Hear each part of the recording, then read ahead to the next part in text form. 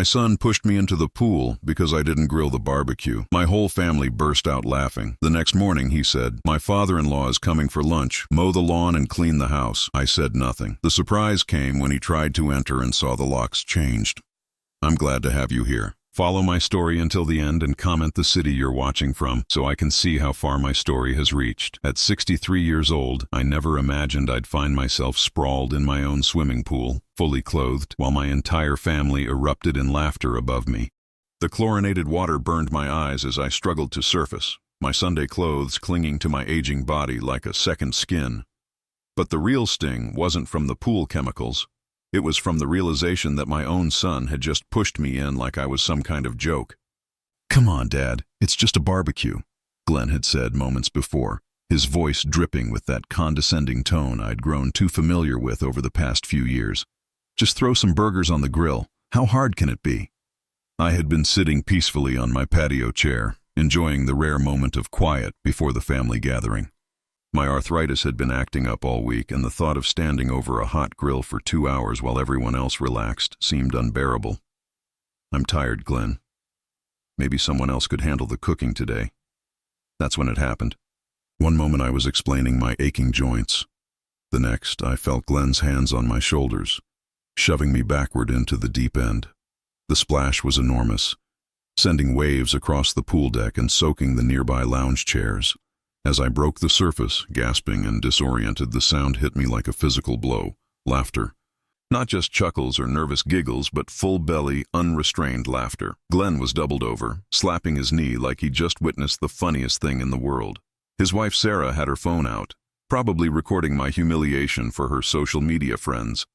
Even my own grandchildren were pointing and giggling, their young faces lit up with cruel amusement. "Oh my God, Grandpa looks like a drowned rat," my 12-year-old granddaughter squealed, causing another round of hysterics from the crowd. I paddled toward the pool's edge, my waterlogged shoes making every movement a struggle. The concrete scraped against my palms as I hauled myself out, water streaming from my clothes and pooling around my feet. My glasses had fallen off during the fall, leaving the world slightly blurred, but I could see clearly enough to witness the entertainment I'd provided for my family. "Glenn, that was too much," Sarah said, but she was still giggling as she spoke. "Look at him, he's soaked." "He'll dry off," Glenn replied with a shrug, already turning away from me toward the grill. "Besides, maybe now he'll remember who's supposed to be cooking around here." I stood there dripping, my polo shirt transparent and my khaki pants clinging uncomfortably to my legs. Nobody offered me a towel. Nobody asked if I was hurt. Nobody seemed to care that their father and grandfather had just been treated like a disobedient child who needed to be taught a lesson. The worst part wasn't the physical discomfort or even the public humiliation. It was the sudden, crushing realization of how far I had fallen in my own family's estimation. When had I become the family joke? When had my son decided that pushing his aging father into a pool was an appropriate way to handle a simple disagreement? As I squelched across the deck toward the house, leaving wet footprints in my wake, I could hear Glenn already taking charge of the barbecue situation. "All right, everyone, crisis averted. The old man will change clothes and we'll get this party started properly." The old man, that's what I'd become to them. Not Dad, not Grandpa, not Russell. Just the old man who lived in their house and occasionally inconvenienced them with his presence.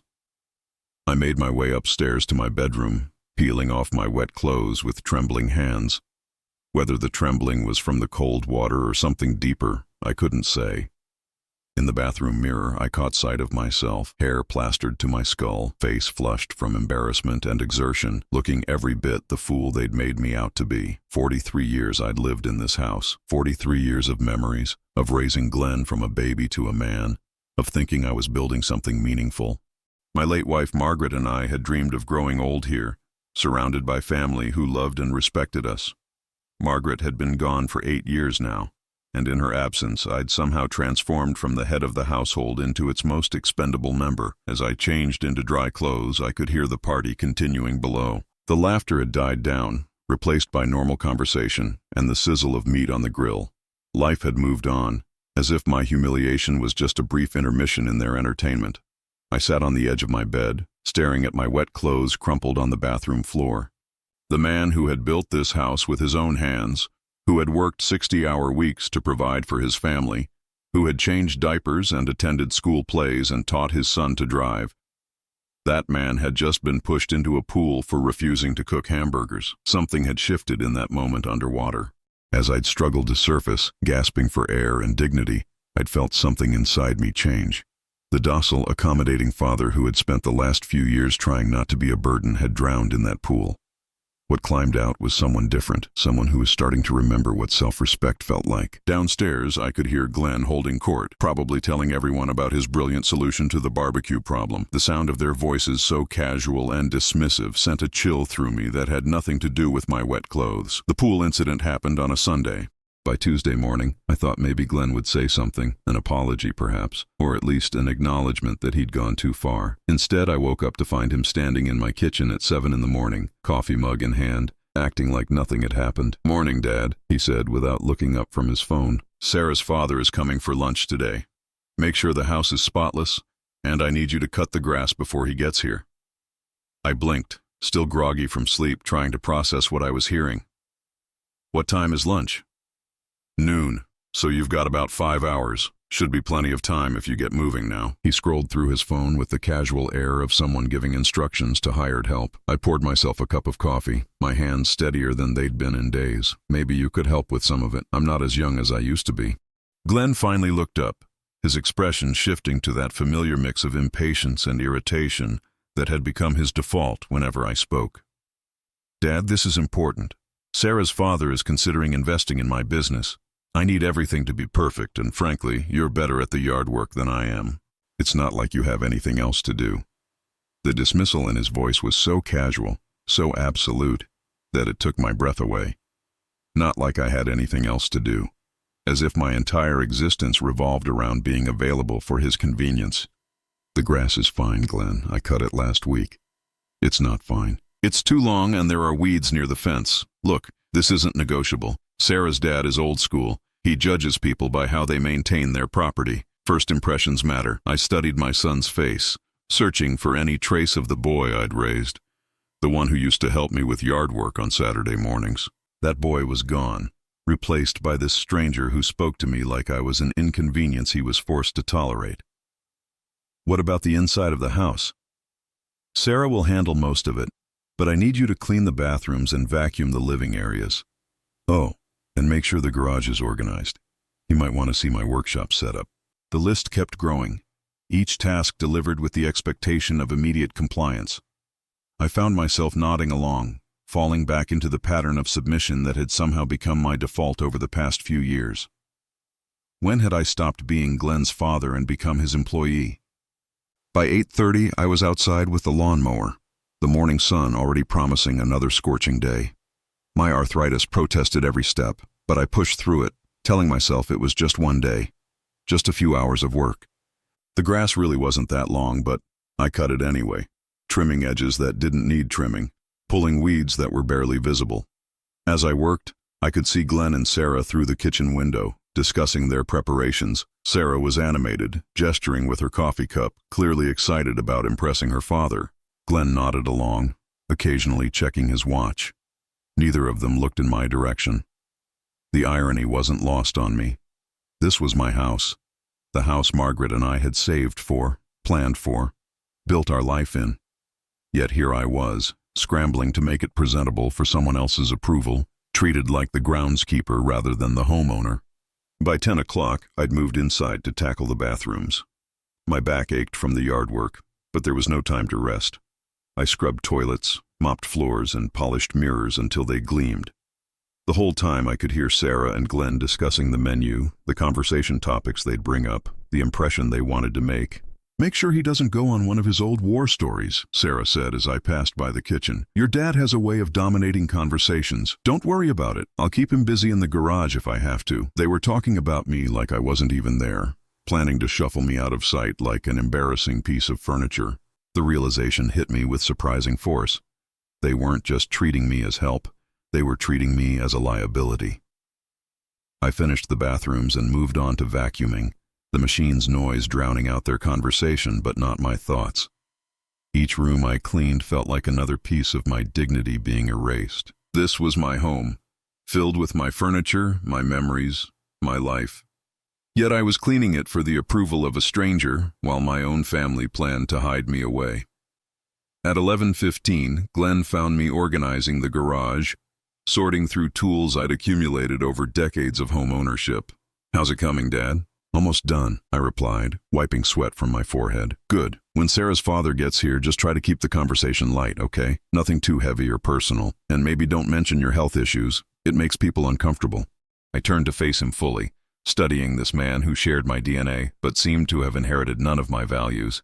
"You want me to pretend I'm someone I'm not? I want you to be presentable. Is that too much to ask?" The word presentable hung in the air between us like a slap. Not welcome, not valued, not loved, just presentable, like a piece of property that needed to pass inspection. "No," I said quietly. "It's not too much to ask." Glenn smiled, the first genuine expression of approval I'd seen from him in months. "Great. He should be here any minute. You might want to wash up and change shirts. You've got grass stains." As he walked away, I looked down at my clothes, at the evidence of my morning's labor. The old Russell would have hurried inside to clean up, would have made himself presentable for a guest he'd never met, would have smiled and played along with whatever version of himself his family required.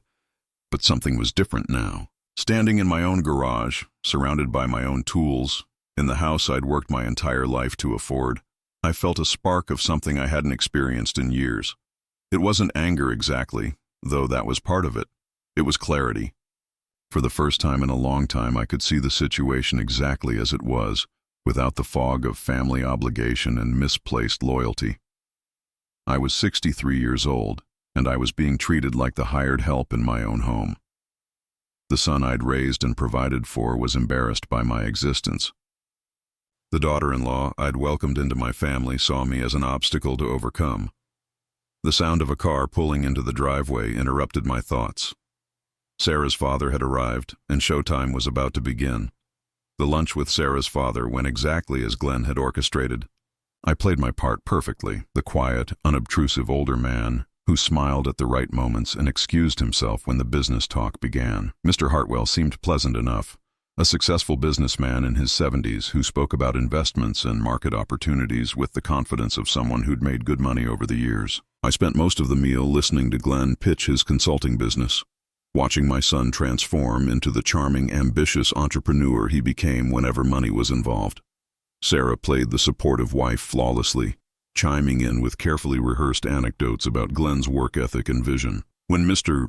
Hartwell complimented the house and asked about the beautiful garden, Glenn accepted the praise as if he'd personally planted every flower. When the conversation turned to family values and the importance of tradition, Glenn spoke eloquently about building something lasting for future generations. I sat there, invisible at my own dining table, listening to my son take credit for a life I'd built. After lunch, I retreated to my bedroom for what I told them was a nap. In reality, I just needed to escape the suffocating performance downstairs. I could hear their voices drifting up through the floorboards, animated discussions about investment terms and partnership possibilities. Glenn's laughter carried a note of triumph that made my stomach turn.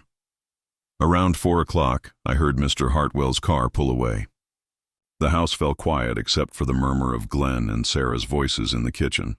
I assumed they were debriefing about the meeting, probably celebrating what sounded like a successful pitch. I must have actually dozed off, because the next thing I knew, it was nearly 6 in the evening. The house was unusually quiet. I made my way downstairs, expecting to find Glenn and Sarah discussing their afternoon triumph, but the main floor was empty. Their cars were gone from the driveway. It struck me as odd that they'd left without saying anything, but I'd grown accustomed to being an afterthought in their daily routines. I made myself a simple dinner and settled in front of the television, trying not to think about how lonely the house felt without Margaret's presence to fill the silence. The evening passed uneventfully. I watched the news, read a few chapters of a book I'd been working through, and eventually headed to bed around 10 o'clock. Glenn and Sarah still weren't home, which wasn't entirely unusual. They often went out for dinner or drinks after business meetings. The next morning, I woke to the sound of voices in the driveway. Through my bedroom window, I could see Glenn and Sarah unloading suitcases from their car. It looked like they'd spent the night somewhere, probably celebrating their successful meeting with Mr. Hartwell. I took my time getting dressed, my joints protesting the previous day's physical labor. By the time I made it downstairs, they were in the kitchen, coffee already brewed, looking refreshed and energetic. Good morning, I said, pouring myself a cup. How did the rest of yesterday go? Fantastic, Glenn replied without looking up from his phone. Mr. Hartwell is very interested in moving forward. We spent the evening working out preliminary details. That's wonderful. I'm happy for you. Sarah glanced at Glenn, some silent communication passing between them. Actually, Russell, we need to talk to you about something. The use of my first name instead of Dad sent an immediate chill through me. Sarah never called me Russell unless something was wrong. We've been thinking, Glenn began, setting down his phone with deliberate care. This arrangement isn't working anymore. I felt my coffee cup grow heavy in my hands. What arrangement? You living here, with us. His voice was matter-of-fact, as if he was discussing the weather. It made sense when you first moved in after Mom died, but we're at a different stage now. Sarah and I need our space, especially with the business expanding. The words hit me like a physical blow. I set my coffee cup down carefully, afraid my trembling hands might drop it. This is my house, Glenn. Technically, yes, but practically speaking, Sarah and I have been running the household for years. We pay the utilities, handle the maintenance, manage everything. You've basically been a tenant. A tenant. In the house I'd owned for 43 years. In the house where I'd changed his diapers and taught him to ride a bike and helped him with homework at the very kitchen table where he was now evicting me. Where am I supposed to go? Sarah leaned forward, her expression what she probably thought was sympathetic. There are some really nice senior communities in the area, places where you'd have people your own age, activities, medical care if you need it. It might actually be better for you. I don't want to live in a senior community. I want to live in my home. Glenn's jaw tightened. Dad, be realistic. You're getting older, your health isn't great, and you're isolated here. At least in a community setting, you'd have support. I have support. I have family. The silence that followed was deafening. Glenn and Sarah exchanged another look, and I realized with dawning horror that they'd already made this decision. This wasn't a discussion, it was a notification. We've already looked into a few places, Sarah said gently. There's a really nice facility about 20 minutes away. They have an opening in their assisted living wing. I don't need assisted living. I can take care of myself just fine. Can you? Glenn's voice had taken on that condescending tone again. Dad, you couldn't even handle cooking hamburgers last Sunday. Yesterday, it took you all morning to clean the house for one guest. You're struggling, and it's only going to get worse. The pool incident.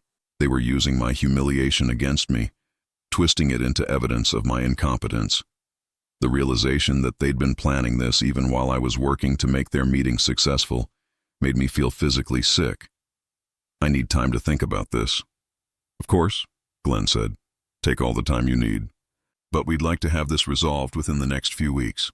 Mr. Hartwell's investment comes with some conditions about upgrading the property, and we need to start planning renovations.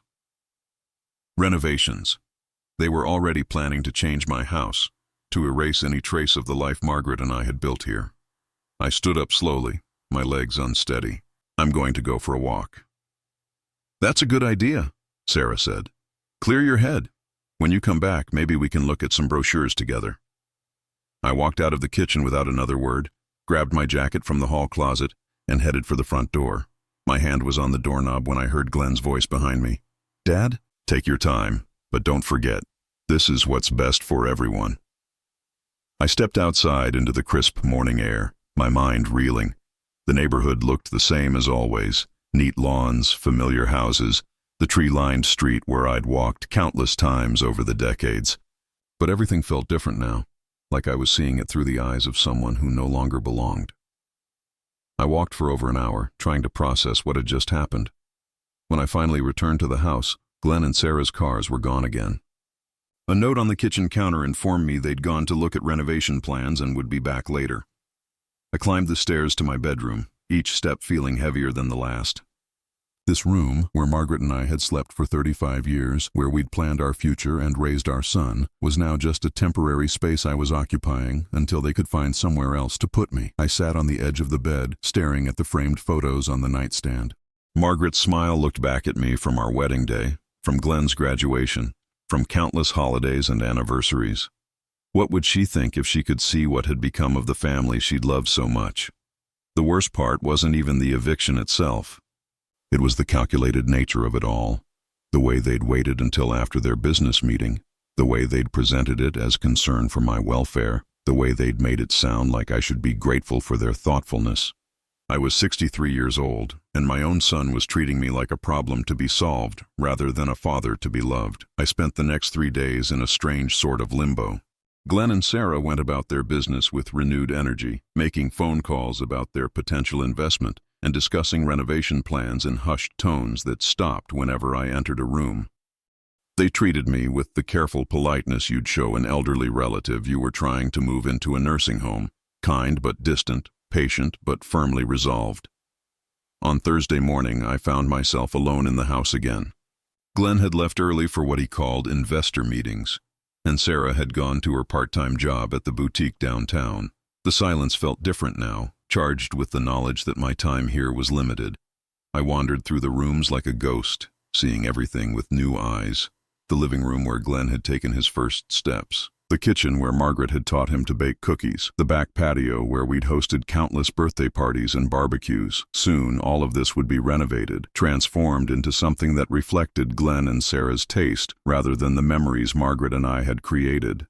It was while I was standing in my bedroom looking at the stack of senior living brochures Sarah had left on my dresser, that I remembered the filing cabinet in the basement. Margaret had always been meticulous about keeping our important documents organized, and after she died, I'd simply locked the cabinet and tried not to think about the painful task of going through her papers. But now, facing the prospect of leaving everything behind, I realized I needed to know exactly what I owned and what rights I had. Maybe Glenn was right that I'd become dependent on them, but this was still my house, and I wanted to understand my legal position before I made any decisions.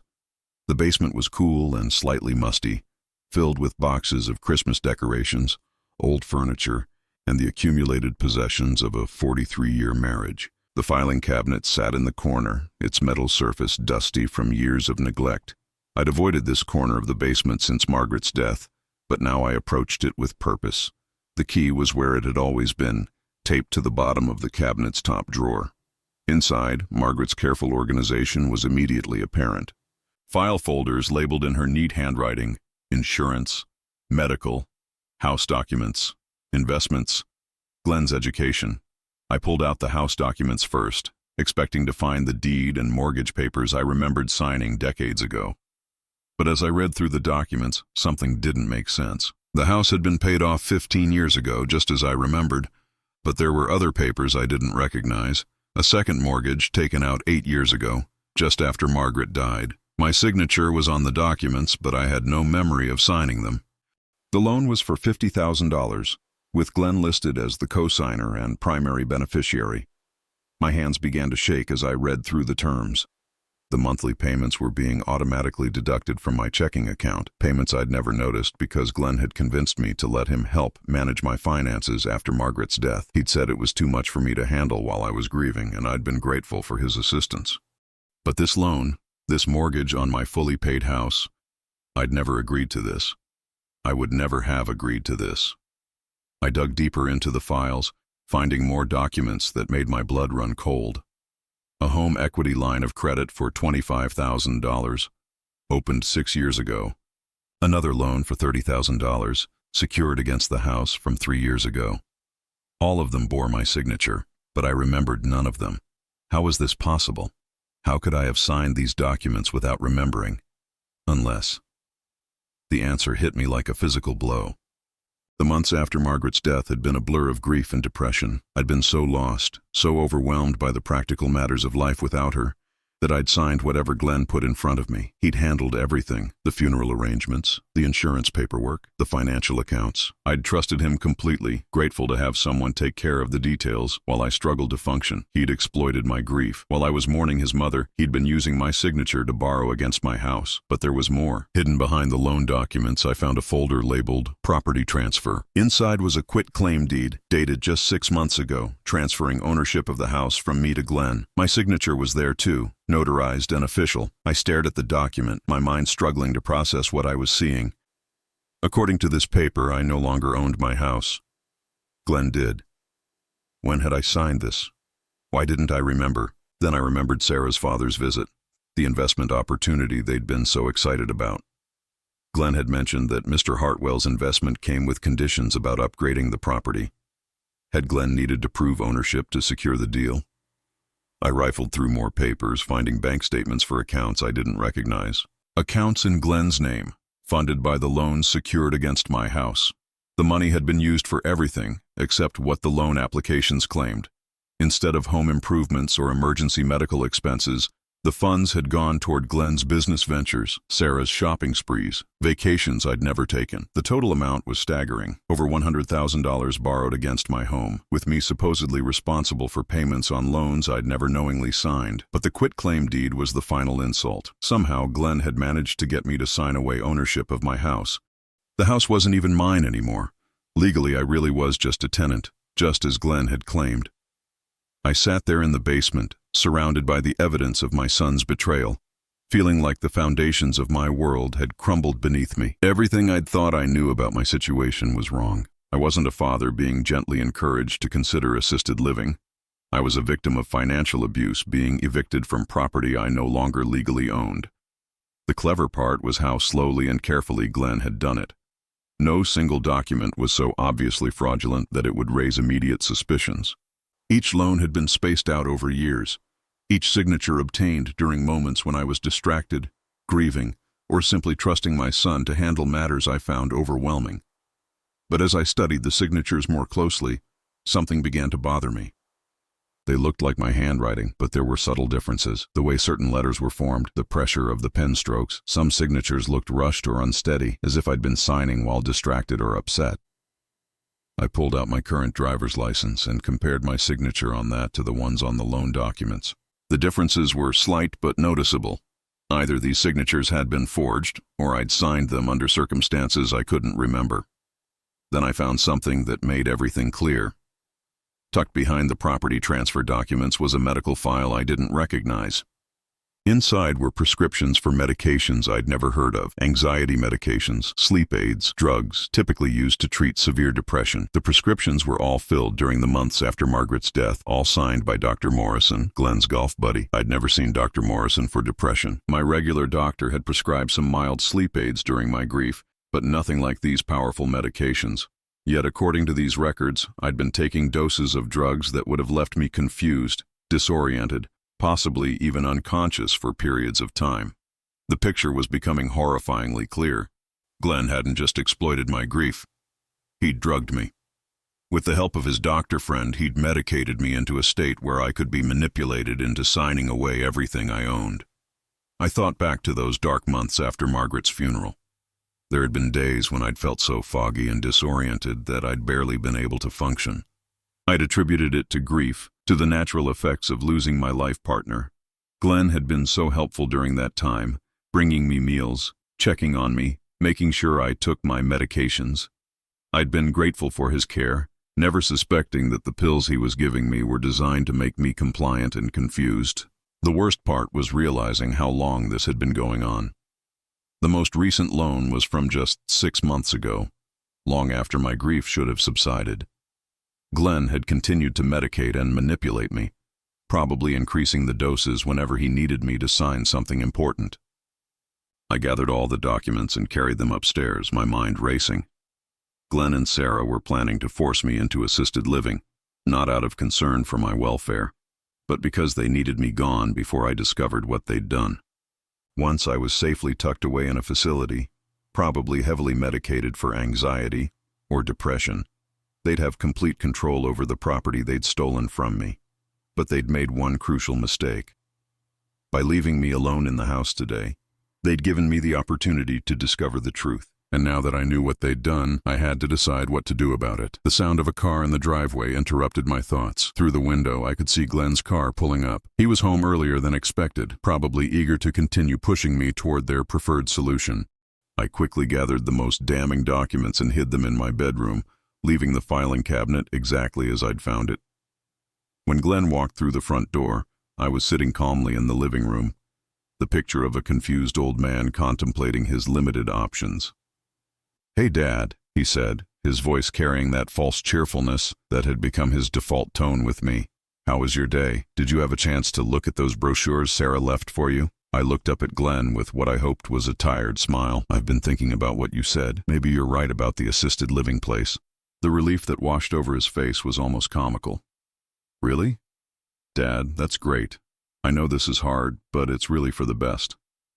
I suppose I should start getting my affairs in order, I said carefully.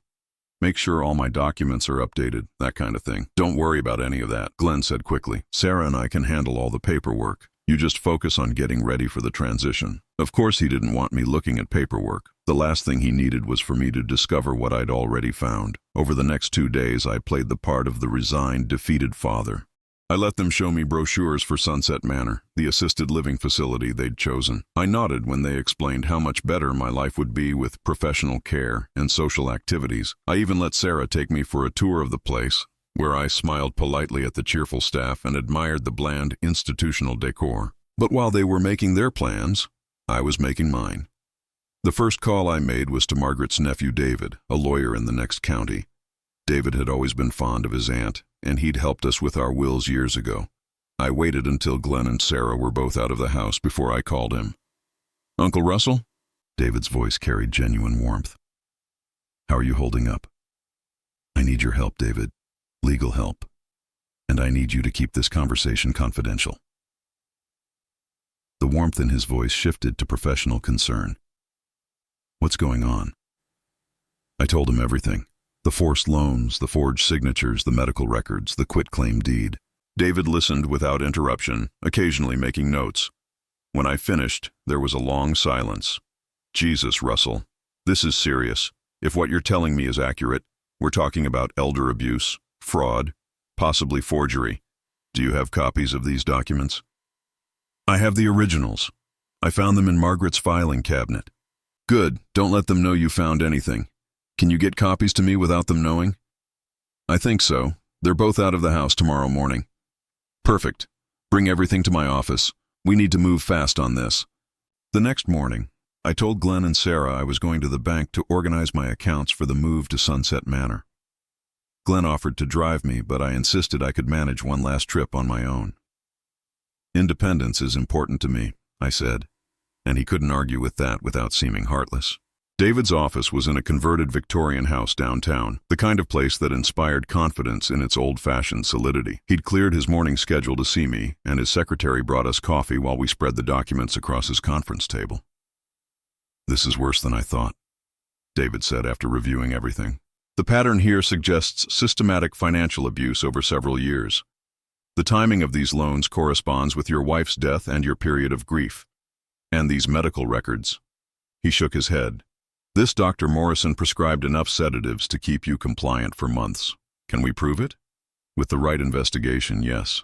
But Russell, there's something else we need to discuss. Even if we can prove fraud, getting your property back is going to be complicated. Glenn has been making payments on these loans, and he's probably established a paper trail showing he's been the effective owner of the house for years. My heart sank. So he gets to keep what he stole? Not necessarily, but we need to be strategic about this. If we go in guns blazing with criminal charges, Glenn will lawyer up, and the whole thing becomes a messy court battle that could take years. Meanwhile, you're still living in his house at his sufferance. What do you suggest? David leaned back in his chair, steepling his fingers. We set a trap. We let Glenn think he's getting exactly what he wants, and then we spring our evidence at the moment when it does the most damage. I'm listening. You go back home and tell them you've decided to move into Sunset Manor immediately. Be enthusiastic about it. Tell them you want to get the house ready for their renovations. They'll be so relieved that they'll probably start making their plans public. And then we wait for them to make a mistake. Glenn's got Mr. Hartwell's money coming in, right? He's probably planning to use that investment to pay off the loans he took against your house, which would give him clear title. When he tries to do that, we'll be ready with our evidence. I understood the strategy. But it meant continuing to live with them, continuing to pretend I didn't know what they'd done. How long? Probably not more than a week or two. Glenn's going to want to move fast now that he thinks you're cooperating. The key is making him overconfident. I spent the drive home rehearsing my performance. When I walked into the house, Glenn and Sarah were waiting in the living room, clearly anxious to hear how my banking trip had gone. Well? Sarah asked. I sat down heavily, putting on my most defeated expression. I've been thinking about what you said, about this being for the best. I called Sunset Manor this morning. They have an opening next week. Glenn's face lit up like Christmas morning. Dad, that's fantastic. I know this is hard, but you're making the right choice. I want to do this right, I said. Get everything organized so you don't have to deal with any loose ends. Maybe we should have the house appraised, get it ready for those renovations you mentioned. That's very thoughtful, Sarah said, but don't worry about any of that. We'll handle everything. No, I insist. This house has been my life for 43 years. I want to see it properly prepared for its next chapter. Over the next few days, I played the role perfectly. I asked Sarah to help me pack my belongings. I requested that Glenn explain the renovation plan so I could visualize how wonderful the house would look. I even suggested they invite Mr. Hartwell over for dinner so I could thank him for giving Glenn such a wonderful opportunity. Glenn was practically glowing with triumph. He started making phone calls about contractors, talking openly about his plans to expand the master bedroom and convert my den into a home office. Sarah began shopping for new furniture, leaving catalogs open around the house to show me the improvements they were planning.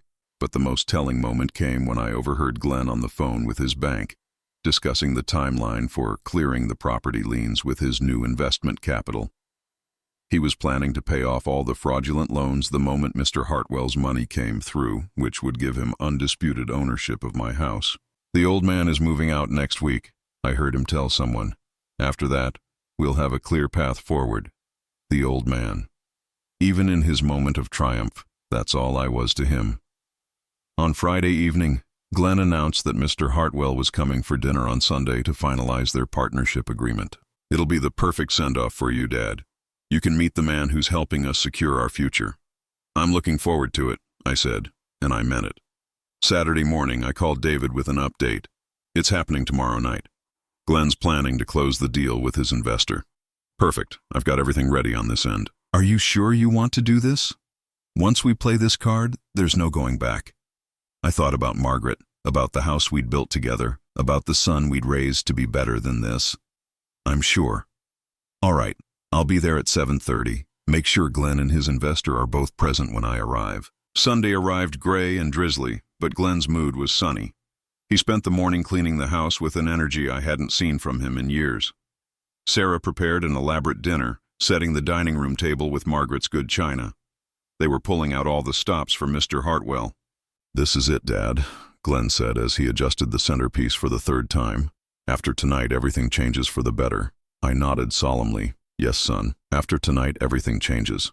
Mr. Hartwell arrived promptly at 6, bringing a bottle of expensive wine and the confident air of a man about to make a profitable deal. Glenn greeted him like a long-lost brother, and Sarah played the gracious hostess to perfection. I sat quietly through dinner, playing the role of the grateful father, witnessing his son's success. As we moved to the living room for coffee and brandy, Glenn pulled out a leather portfolio containing the investment documents. Russell was just telling me how excited he is about our partnership, he said to Mr. Hartwell. He's been like a mentor to me through this whole process.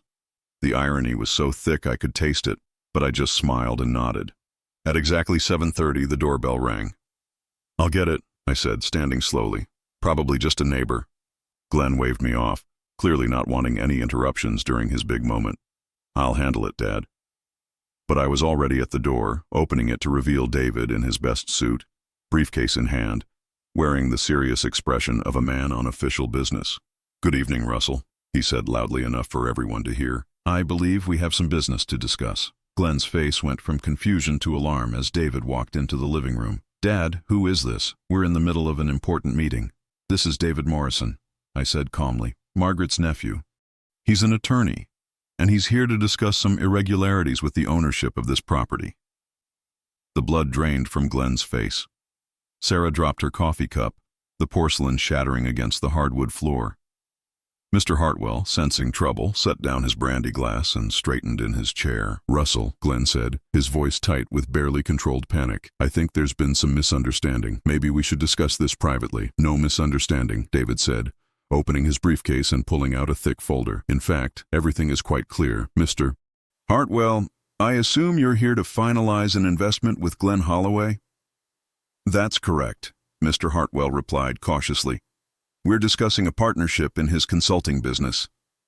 And I assume that partnership involves using this property as collateral or security for the investment.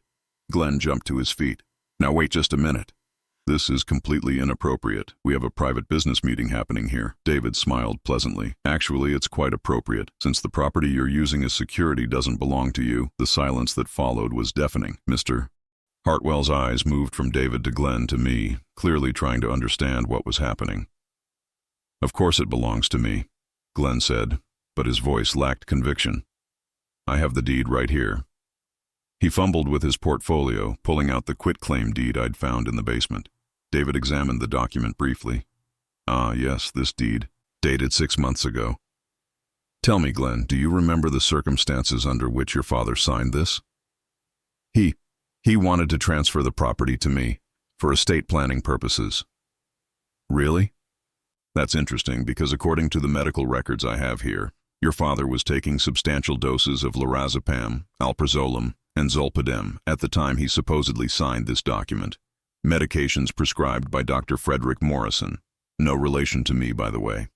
Medications that would have rendered him incapable of understanding what he was signing. Sarah made a small choking sound. Glenn's face had gone from pale to gray. Furthermore, David continued, the signature on this document doesn't match your father's normal signature pattern. Neither do the signatures on the 3 separate loans totaling over $100,000 that were supposedly signed by Russell over the past 8 years. Mr. Hartwell stood up abruptly. I think I should leave. This sounds like a family matter that needs to be resolved privately. Actually, David said, you might want to stay. You see, any investment you make based on Glenn's ownership of this property would be invalid. The property belongs entirely to Russell Holloway, as it has for the past 43 years. Glenn has no legal right to use it as collateral for anything. That's not true, Glenn shouted, desperation creeping into his voice. Dad signed everything over to me. He agreed to it. I stood up slowly, feeling stronger than I had in years. No, Glenn, I never agreed to any of it. You drugged me and forged my signature on documents I never saw. You stole my house while I was grieving your mother. The accusation hung in the air like a physical presence. Glenn's mouth opened and closed, but no words came out. Sarah had gone completely white and was gripping the arm of her chair like she might fall over. Mr. Hartwell picked up his coat. Glenn, I'm afraid this changes everything. I can't possibly move forward with an investment based on fraudulent collateral. You'll be hearing from my attorneys. Wait, Glenn said desperately. This is all a misunderstanding. We can work this out.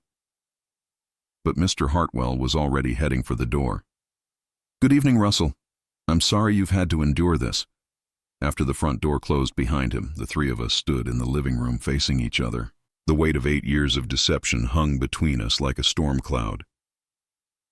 Dad, Glenn said, his voice breaking, please, let me explain.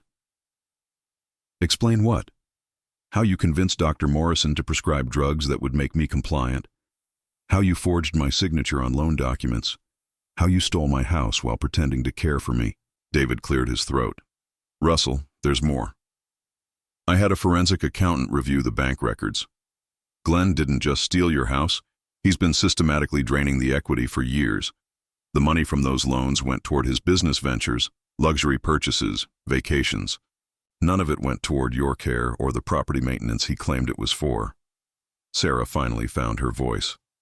We never meant for it to go this far. We just needed some help getting started, and we always planned to pay it back. With what? I asked. You've never held a job for more than 6 months, Sarah. And Glenn's consulting business has never turned a profit. You were never planning to pay anything back.